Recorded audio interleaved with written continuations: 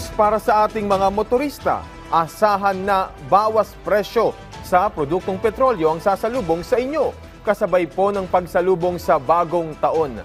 Sa panayam sa Radyo Pilipinas, sinabi ni Oil Industry Management Bureau Director Rodela Romero na base sa 3 araw na monitoring ng ahensya, posibleng magkaroon ng 30 hanggang 65 centavos sa bawas presyo sa kada litro ng gasolina, habang 30 hanggang 55 centavos naman per liter ang inaasahang rollback sa diesel at 80 hanggang 90 centavos naman sa kada litro ng kerosene o gaas.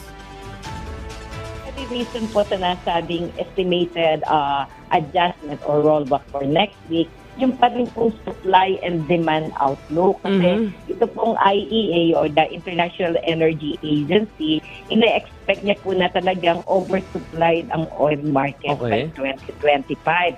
Kahit di po bang OPEC, dinelay nila yung kanilang price na, yung kailang production. Pag-increase ng production. Opo. So, despite daw po na nag-delay si OPEC, mukhang maganda pa rin po yung supply sa merkado. Kasi naman po, related naman sa demand, di ba, China, talagang mahina ang demand. Kaso po, nakaamba ang demand, nakita din po ito sa balita ngayon, itong si India, mukhang gumaganda yung kanyang demand.